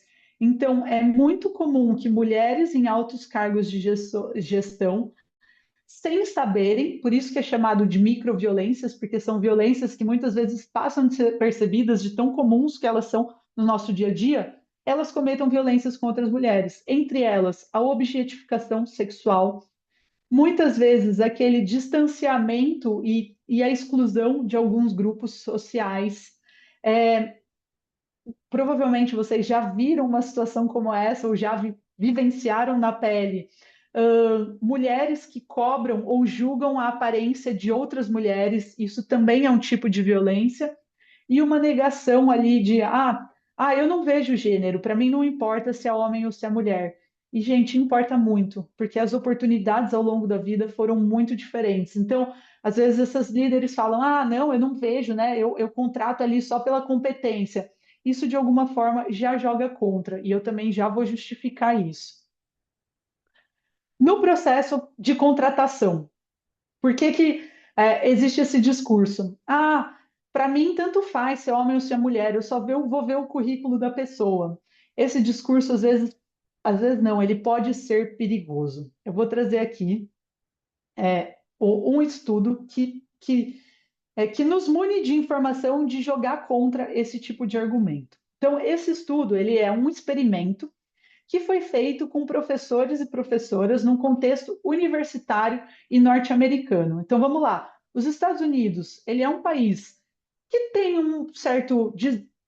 Tem talvez um pouco menos de desigualdade de gênero em relação a outros países do mundo, então isso tem que ser considerado como um ponto positivo, e dentro de um contexto universitário que comumente é considerado como progressista. Então a gente esperava encontrar um resultado bastante positivo. O que eles fizeram dentro desse contexto universitário? Foram enviados currículos idênticos para uma vaga ali num laboratório, mudando apenas o nome das pessoas, colocando em alguns casos nomes masculinos e outros nomes femininos. Então eu monto um currículo aqui, copio e colo e vou colocando Maria, João, Paula, Fernando, Felipe e mando para essas pessoas selecionarem quem eles querem trabalhar no laboratório. E aí, resultado? Mesmo com as informações sendo exatamente as mesmas, os professores avaliaram o candidato homem como mais competente e o mais indicado para a vaga do que a candidata mulher. Além disso, ofereceram a esses homens, né, um salário inicial mais alto e mais oportunidades na carreira do que para as candidatas mulheres. Gente, isso eu estou falando num contexto de um país que não tem tanto desigualdade de gênero em relação a outros e num contexto universitário que é progressista. Imagina o que que a gente não encontra no esporte, que é um contexto super machista, e em países com desigualdade de gênero ainda maior. Por isso que quando a gente coloca essas exigências de tem que ter treinadora mulher, vou fazer um processo de contratação, X% tem que ser mulher, é porque o processo não é justo. Por mais que a gente fale isso, né, popularmente, quando a gente vai de fato analisar e trabalhar com os estudos, não é isso que a gente vê nesse cenário. E aí, então, práticas para contratações, para clubes, organizações esportivas no geral. Estabelecer uma necessidade de vagas mínimas para as mulheres. A gente até comentou ontem a possibilidade de alguns clubes criarem estágios específicos para as mulheres. Então, pô, eu estou num clube na época ali de dezembro, janeiro, fevereiro, que a gente talvez. Dezembro ainda tem algumas competições, mas janeiro e fevereiro, que não está pegando fogo, a gente não está ali disputando competições centrais. Dá para abrir o clube por uma semana para a gente fazer estágios com mulheres analistas de desempenho, mulheres treinadoras, mulheres na fisiologia. Eu acho que isso é viável e seria uma primeira porta de entrada. E um outro ponto que a gente tem batido também desde ontem: não seria possível as federações ou confederação também fazerem parcerias com esses clubes e financiarem esses estágios? Porque às vezes ficar uma semana fora de casa é custoso. Dependendo, né, se você está indo para uma capital com elevado custo de vida, as federações não podem financiar ali o alojamento, a alimentação, o transporte. Eu vejo isso como ações possíveis. Se eu não me engano, até tem algo parecido com isso na Federação Paulista hoje em dia. Acho que a Lorena vai poder até falar para a gente melhor sobre isso depois. E aí, um terceiro ponto de dificuldade é em relação à manutenção dessas mulheres, principalmente pelas carreiras triplas, duplas ou triplas, né? Então, a carreira dupla normalmente é quando a gente tem que conciliar dois trabalhos ao mesmo tempo, e a carreira tripla é quando a gente tem que conciliar dois trabalhos ao mesmo tempo, mais o trabalho dentro de casa, que é o que acontece com muitas mulheres que atuam no futebol. No cenário aqui do futebol brasileiro, esse daqui foram alguns dos resultados que a gente teve com o diagnóstico lá do futebol feminino no Brasil, da dupla jornada das mulheres que trabalham nos cargos de gestão. Então, a dupla jornada está presente ali em 72%, no cargo de treinador ou treinadora, na comissão técnica e em outros cargos. Então, a dupla jornada ela é uma realidade. E o cenário de CLT para os diferentes cargos, né, de gestão, treinador ou treinadora, comissão técnica e outros cargos, é baixíssimo. Ou seja, né, elas vão trabalhar em dois locais para conseguir ter uma renda mínima para sobreviver, e muitas delas vão ser sobrecarregadas ali com o trabalho dentro de casa. E aí, gente, quais as implicações de todas essas sobrecargas e dificuldades que essas mulheres treinadoras vivenciam? Eu vou trazer aqui um resultado de um estudo que é super recente, desenvolvido no contexto brasileiro, que investigou a saúde mental de atletas, homens e mulheres, e treinadores e treinadoras, né, homens e mulheres, que atuam no esporte de alto rendimento do nosso país. E aí, esse estudo vai fazer o quê? Vai perguntar, por exemplo, para esses atletas e esses treinadores e treinadoras de alto rendimento, como que está a motivação dessas pessoas. A gente vai ver aqui 14 das mulheres, dos atletas mulheres, 14 atletas homens, 10 das treinadoras mulheres e 14 dos treinadores homens, ou seja, uma motivação menor das treinadoras mulheres. Desmotivação. Aqui, quanto maior o valor, pior o cenário, né? Então, 5, 5, quase 8 para as treinadoras, 5 para os treinadores. Então, quem é o grupo mais desmotivado? Treinadoras mulheres. Níveis de depressão: 8, 7, 10 para as treinadoras mulheres, 6 para os treinadores homens. Então, quem é o grupo mais com maiores índices de depressão? Treinadoras. E por fim, bem-estar psicológico. Agora vai ser o contrário. Quanto maiores os valores, maior o bem-estar. Quanto menor o valor, 25 aqui das treinadoras, menor bem-estar psicológico. Existe uma série de políticas esportivas hoje em dia voltada para a saúde mental de atletas. E que bom que elas existem, né? Tem que existir mesmo, tem que proteger. Agora, baseada nesses estudos recentes desenvolvidos no cenário nacional, se vocês me perguntassem quem é o grupo que mais precisa de ações e de políticas esportivas voltadas para a proteção de saúde mental, eu diria que são as treinadoras mulheres. Esse é o grupo que mais enfrenta desafios. A gente não tem um estudo com gestoras mulheres, mas eu imagino que se a gente fizesse algo parecido, os resultados talvez seriam muito próximos dos das treinadoras. Então, a gente tem dado muito suporte às atletas, mas falta essas organizações como um todo olharem e darem suporte para essas mulheres que ocupam os altos cargos de liderança.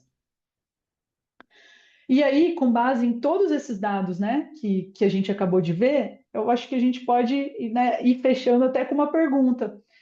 A baixa participação de mulheres como treinadoras e aí como gestoras também reflete o seu desinteresse, que é o que comumente as pessoas falam. Ah, tem poucas treinadoras porque elas não têm interesse. Ah, tem poucas mulheres na gestão porque elas não têm interesse.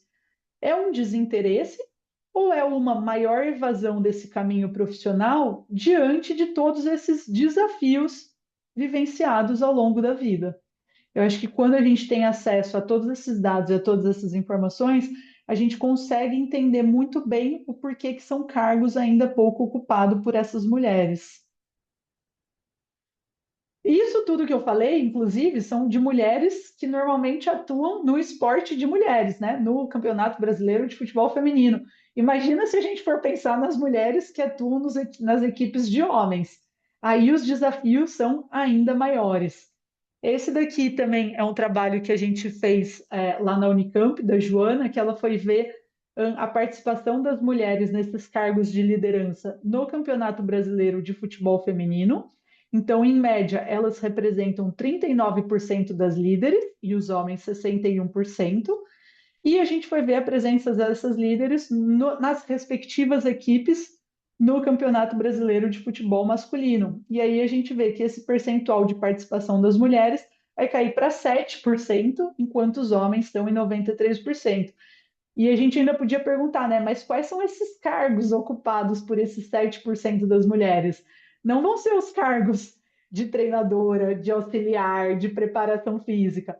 Vão ser os cargos de nutrição, de psicologia. São os cargos que ficam talvez mais ali nos bastidores e mais relacionados ao cuidado e não tanto essa questão da liderança e dos conhecimentos técnicos, táticos físicos do esporte. Vou passar aqui só porque seriam esses os resultados, né? Pilar 7, treinadores e treinadoras. Quais são as possíveis ações práticas para a gente reverter esse cenário por parte aí de toda a gestão do esporte no Brasil? Para as federações e confederações, uma exigência de uma quantidade mínima de mulheres atuando nas comissões técnicas.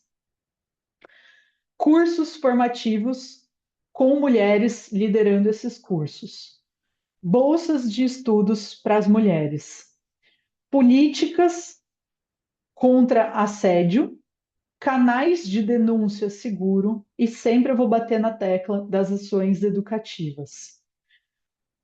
Pensando em possíveis ações práticas para os clubes, flexibilidade para essas mulheres que atuam nesses cargos de liderança em relação às suas demandas familiares. Isso os estudos têm batido como uma política bastante importante para a gente garantir a permanência dessas mulheres. Segundo ponto, ali quando a gente está vendo o fim do modelo SPLIS, né, a gente tem o suporte para a carreira e o pós-carreira. Quantos clubes têm pensado e têm estruturado já possíveis transições dessas carreiras atletas para cargos de comissão técnica? essa é uma possibilidade. Então, eu estou vendo que algumas atletas estão terminando ali a sua carreira como jogadoras. A gente não pode, já de alguma forma, estimular a participação delas em alguns cursos, fazer algumas formações para que elas, assim que terminarem como atletas, já migrem para um cargo de treinadora, já migrem para um cargo de gestora, já migrem para outros cargos de comissão técnica. Outro ponto, né? Até uma vez participando de um evento, a gente estava falando da importância das meninas, das mulheres estarem participando de cursos, eventos, não só pela qualificação, mas pelas redes de contatos. E aí uma participante falou assim: Ah, mas é muito difícil eu participar desses eventos porque meu próprio clube, minha própria organização não me libera. Cara, isso tem que ser uma conscientização coletiva de todo o sistema de flexibilizar não só pelas demandas familiares, mas de flexibilizar a participação nesses eventos. Outra estratégia que é super mencionada nos estudos é a de mentoria. Então, de treinadoras que já estão em um nível maior, é, estarem próximas, fazerem encontros com meninas, né, que estão em formação para compartilhar essa trajetória. O mesmo pode ser feito por gestoras. Então, gestoras em altos cargos pegarem essas pessoas que estão começando e fazerem as ações de mentoria. A gente pode individualmente fazer isso gratuitamente, se for para ajudar algumas pessoas, ou essas ações de mentoria também podem ser financiadas por algumas organizações esportivas dentro do Brasil.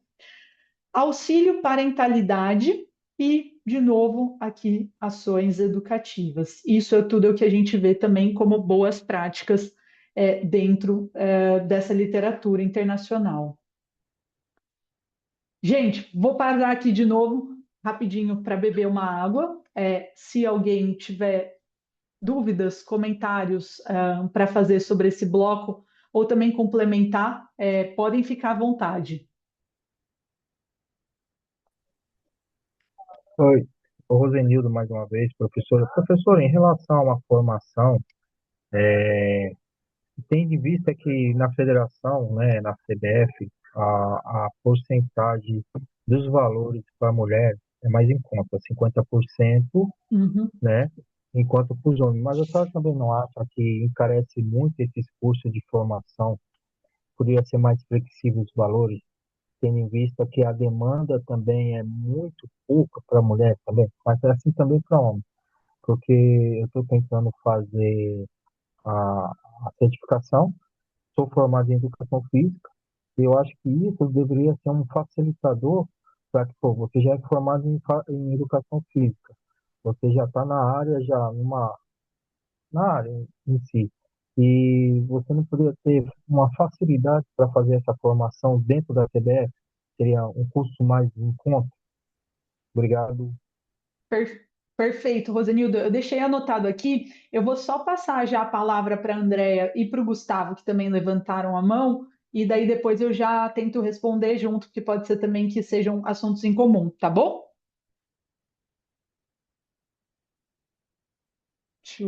André ou Ok. Gustavo, quem preferir, pode ficar à vontade. Bem, posso começar então? Pode, Gustavo, manda ver, fica à vontade. Bem, primeiramente, boa noite a todos. Me apresentar, meu nome é Gustavo.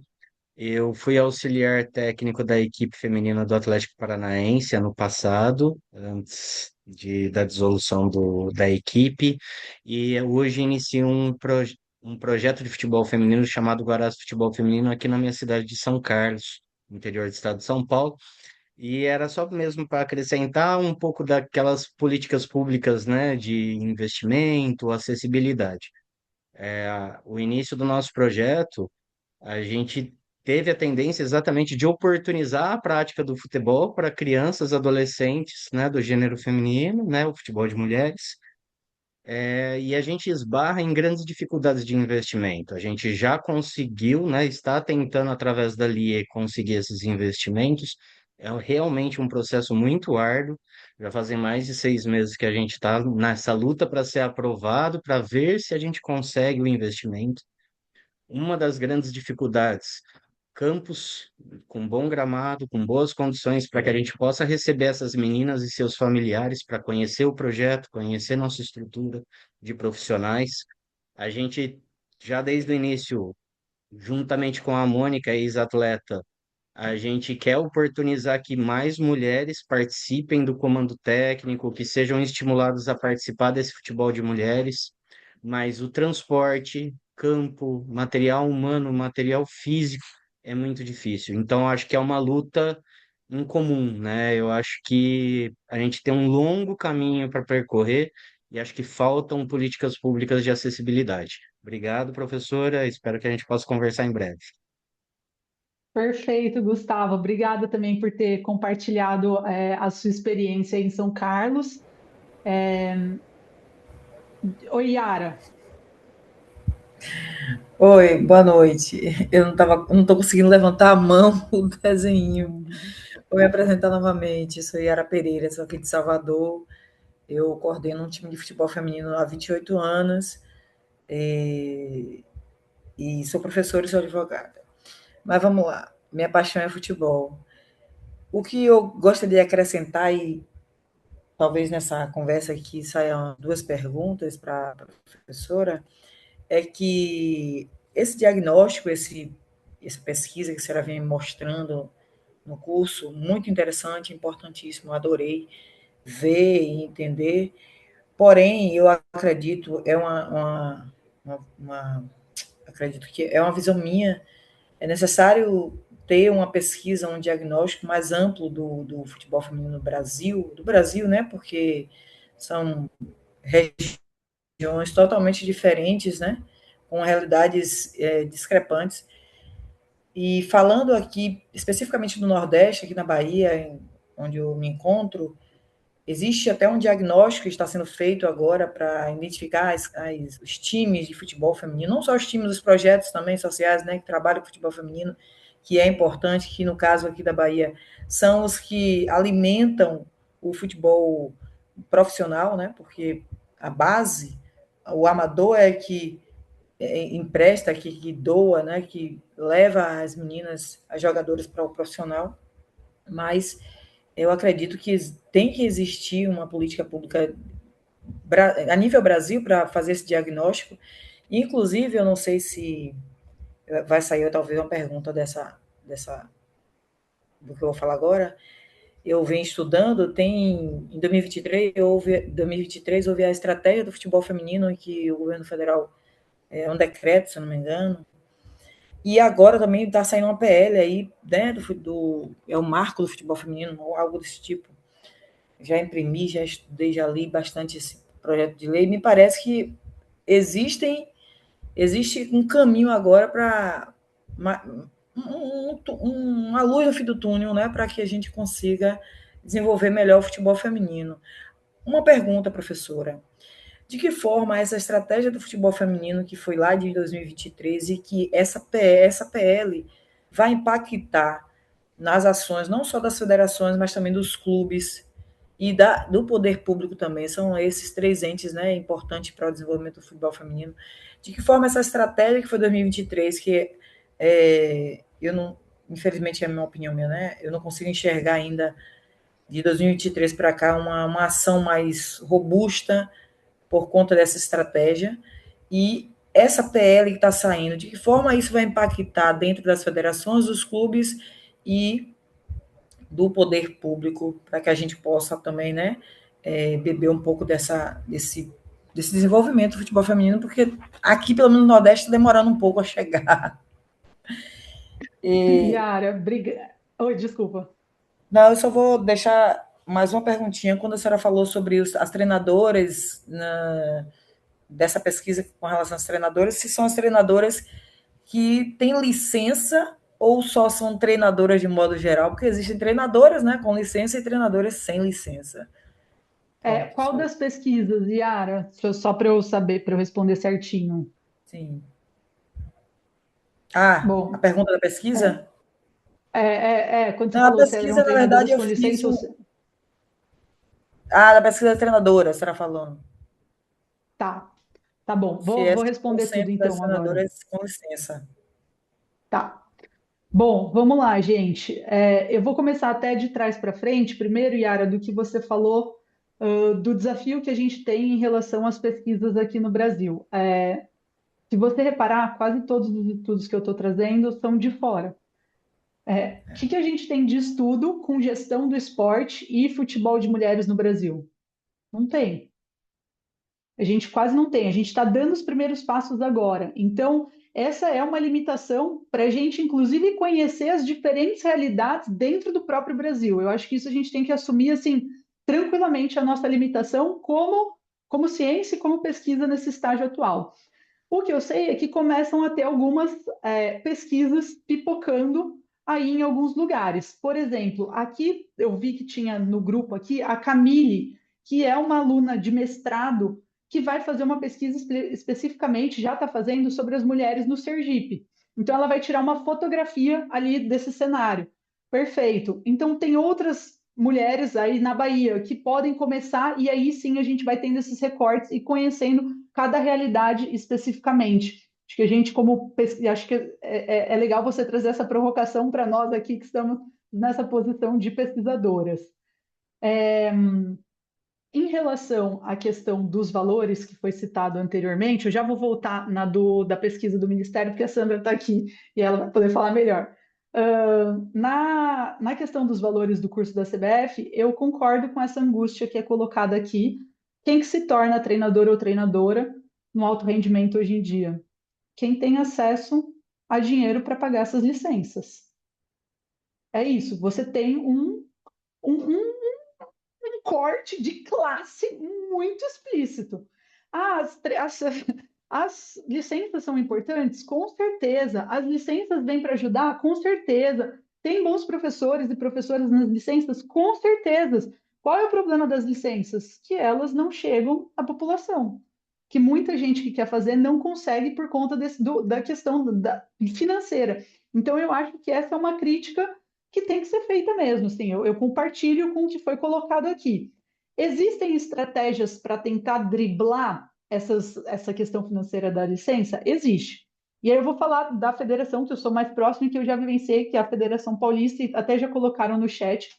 A Federação Paulista tem cursos de menor duração que as licenças, específico para treinadoras e para mulheres líderes, que são gratuitos, que são financiados pela federação ou por parcerias da federação, e que aí vão ser só para mulheres, com mulheres liderando, que tem toda essa preocupação em viabilizar do ponto de vista financeiro e viabilizar do ponto de vista do ambiente seguro.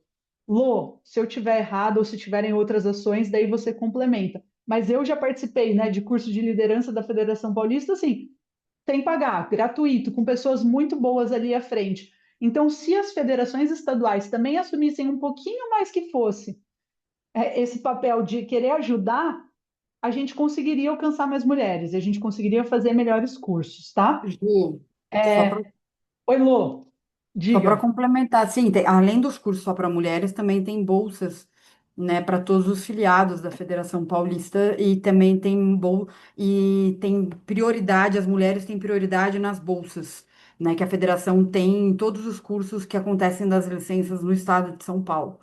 Então, isso também tem muitas mulheres que se formaram com 50% de bolsa, mesmo assim ainda é caro, mas muitos clubes também financiam essas bolsas. Então, muitos clubes do estado de São Paulo financiaram para essas professoras, né, para essas treinadoras fazerem.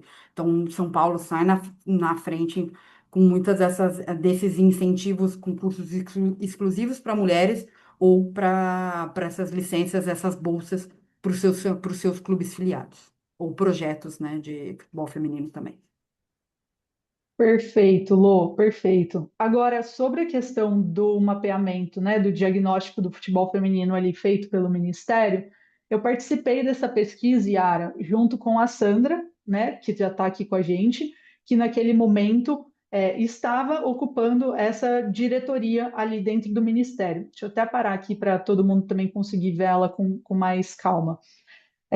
Eu acho que a ideia dessa pesquisa foi fundamental, porque eu parto do princípio que para a gente fazer qualquer política esportiva, a gente precisa de dados e de conhecimento do cenário. Talvez esse seja um dos problemas que a gente também não tem, está patinando um pouco. Qual é a realidade? É isso que você falou, meu, qual é a realidade da Bahia? Qual é a realidade do Sergipe? Qual é a realidade? Não sabemos de onde a gente está saindo. E aí acho que o Ministério foi muito inteligente naquele momento de vamos conhecer qual é essa realidade para depois a gente pensar nas políticas esportivas. Eu, como pesquisadora, falo que a gente não chegou em 1 milésimo das respostas que a gente gostaria. E aí eu também faço uma provocação para quem está na prática, porque daí quando chega a pesquisa e a gente poderia conhecer essa realidade, a galera, mas eu não vou responder esse questionário mesmo de 5 minutos. Então também a gente precisa um pouco dessa, meu, vamos fazer junto, né? Eu vou me dedicar, o pessoal que está na prática vai, e aí a gente consegue ter essa fotografia um pouco melhor. Faço esse um apelo aí para quem vai participar dessas pesquisas também que estão em andamento. E aí, acho que no Ministério a gente tem um ponto importante que talvez gere uma descontinuidade, que é essa troca constante que tem de pessoas ocupando esses cargos. Isso coloca ali em risco. E aí vou passar agora para a Sandra, que vai poder falar ainda mais sobre os desfechos e o andamento disso tudo. Sandra, obrigada, viu? Fica à vontade. Boa noite, estão me ouvindo bem? Legal. Boa noite a todos. Sim, Obrigada, tranquilo. Júlia. Parabéns aí pela excelente condução. Bem colocado, oi, Yara. E eu fico feliz quando isso é citado. Fico muito feliz. Até há pouco tempo, estando com a Júlia pessoalmente, né? Falei, pô, eu estou muito feliz que está sendo utilizado como parâmetro, embora não seja, né, o que a gente realmente queria fazer no sentido de não ter continuidade. Mas acho que é importante citar aqui que, por exemplo, esse curso só existe por ação do movimento da secretaria nesse momento. Esse curso e muitos outros, inclusive que é do programa Academia e Futebol, ele foi mantido na nossa gestão por esse parâmetro de atender as novas demandas que viriam a partir de trazer a Copa do Mundo de 2027. O decreto ele foi criado para compor o documento do BID, que auxilia na candidatura quando um país é sede e precisa entregar uma estratégia junto com isso. Então, uma coisa fortalece a outra. Começa a andar junto o governo, e aí o governo tem um pilar, né, de fomento, que é diretamente com as escolas, com acesso, com a educação. A CBF, que tem um pilar tanto de seleção e federações e clubes.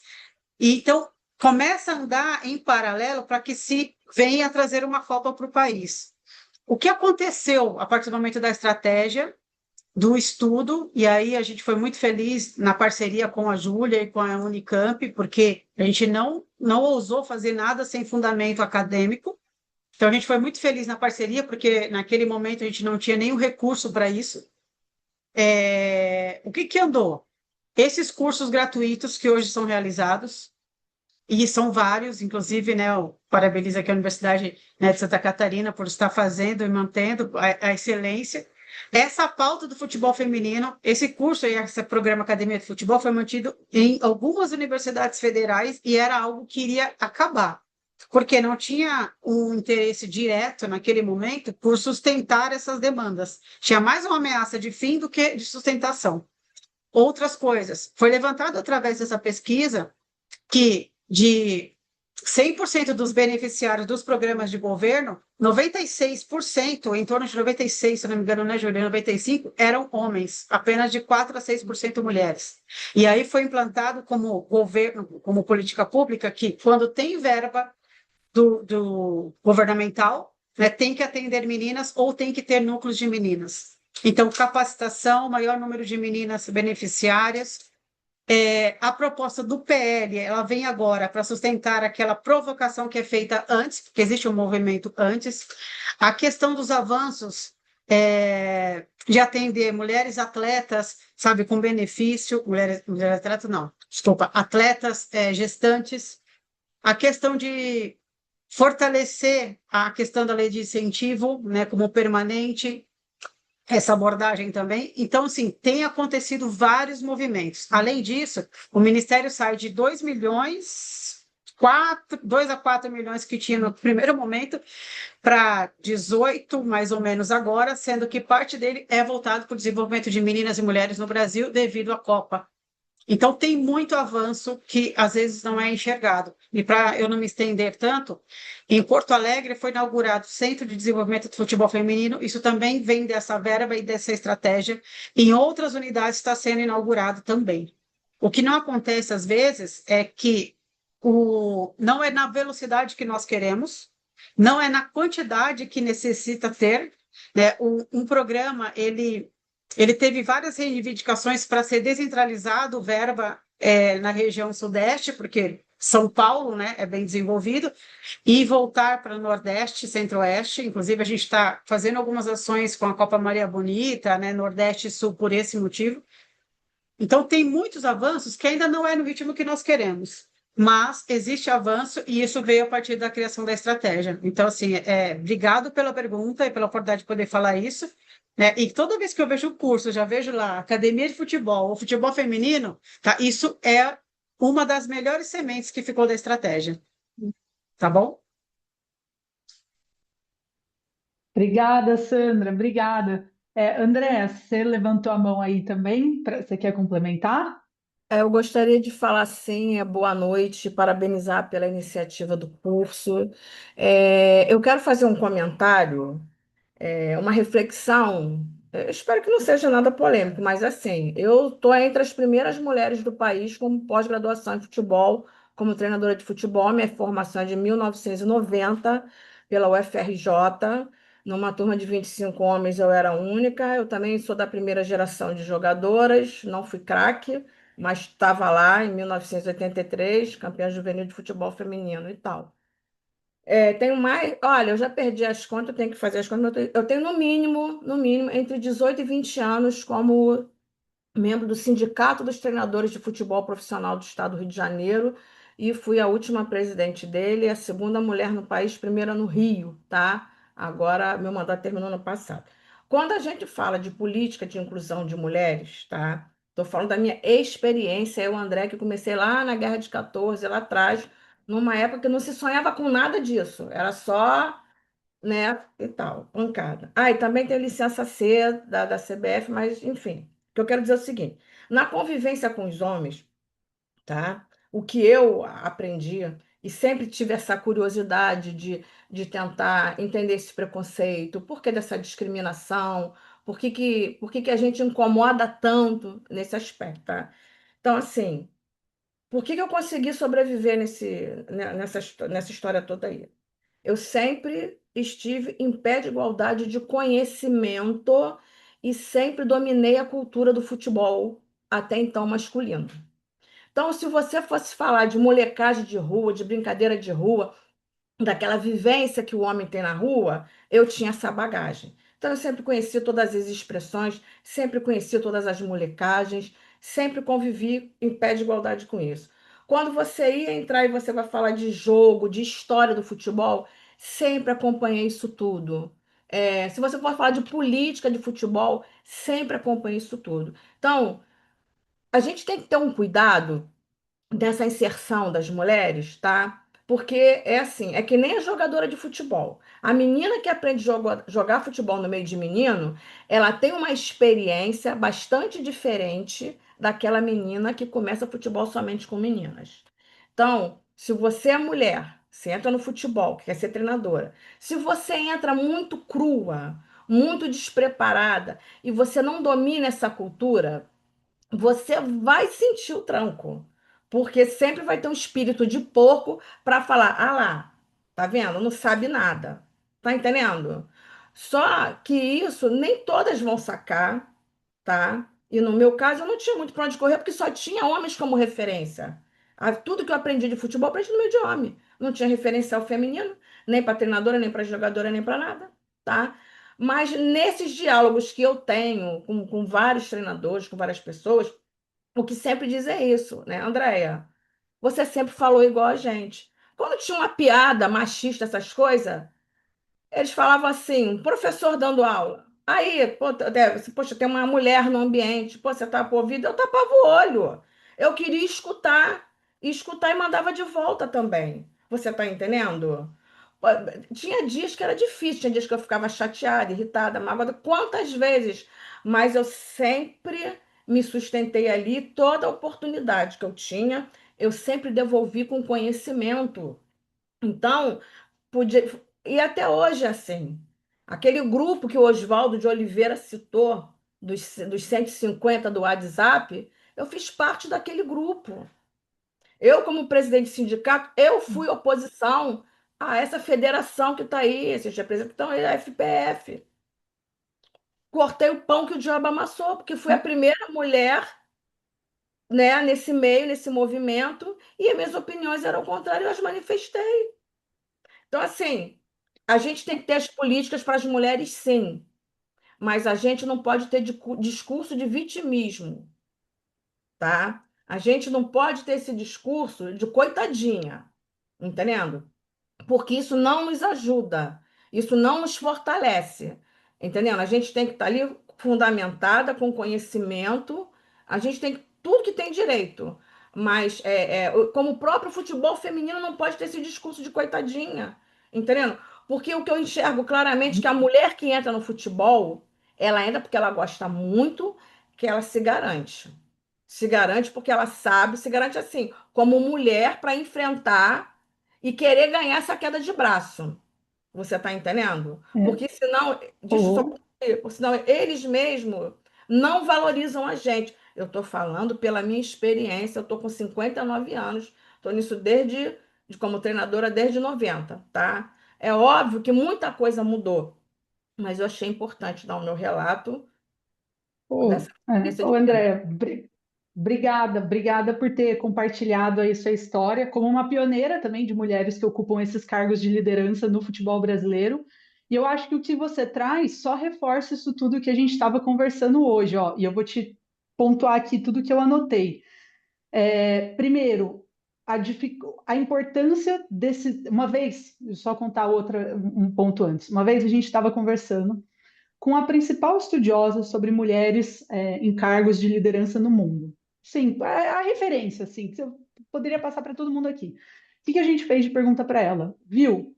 Como que você dialoga com homens nesses cargos de poder?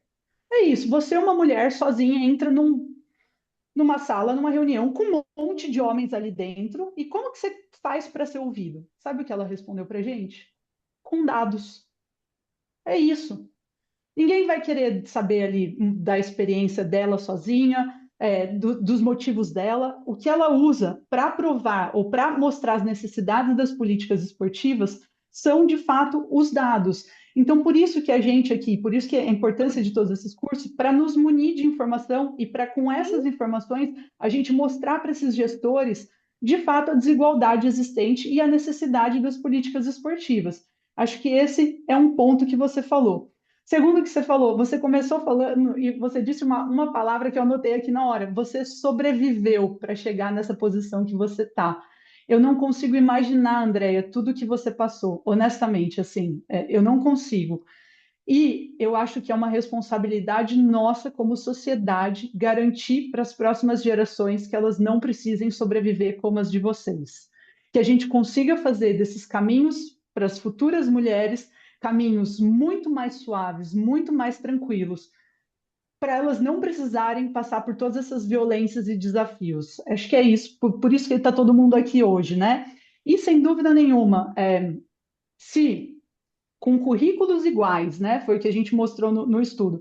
Se com o mesmo currículo, quando homens e mulheres têm ali tudo igualzinho, já são preferidos os homens, imagina se o currículo da mulher ainda for um pouco inferior. Nem vai para a mesa da tomada de decisão.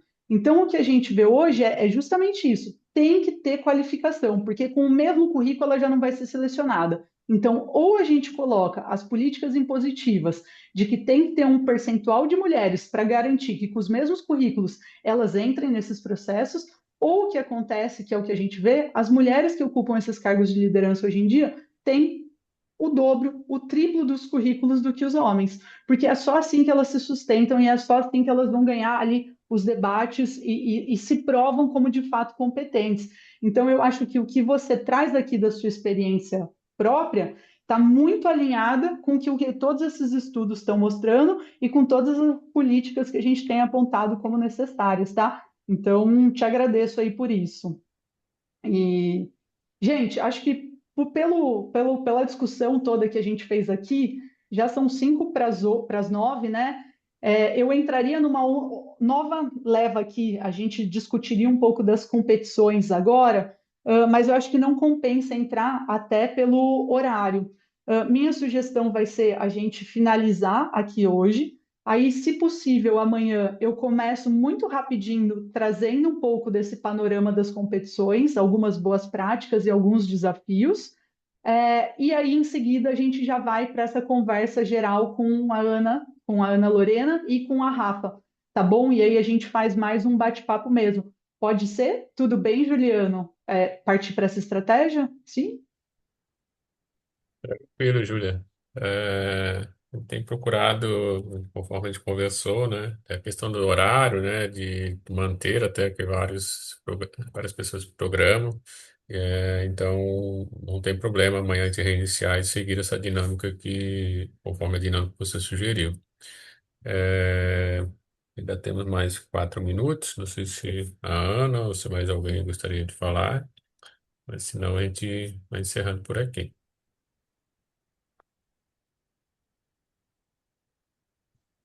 Tudo certo, então? Bom, Tudo eu queria certo. então agradecer, gente. Obrigada aí mais pelo dia de hoje, por todas as pessoas aí que estiveram presentes.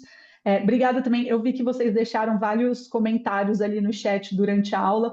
Consegui dar uma olhada em alguns. Pelo jeito, também tem outras pesquisas e outros dados aí sobre o futebol em diferentes partes do Brasil. Então, fiquem à vontade também para compartilhar com a gente. Vou pedir também, eu acho que tudo que a gente foi conversando também foi gerando dúvidas e provocações. Tragam para amanhã, porque daí amanhã a gente vai poder conversar também bastante sobre isso. E espero que, de alguma forma, esses dados que a gente tem trazido, ou essas provocações e reflexões, também ajudem ali na prática, né? É isso. No cenário brasileiro, a gente quase não tem estudo, no cenário internacional tem um pouco, eu tenho feito esse desafio de traduzir para cá e tentar aproximar e mostrar onde estão esses distanciamentos. É, e agradecer. Obrigada por vocês, obrigada aí, Juliano, pela oportunidade. Amanhã a gente se vê e continua, tá bom? Obrigada, gente. Valeu. Boa noite a todos e todas. Obrigado. Boa noite. Boa noite, parabéns pela palestra de hoje, professor.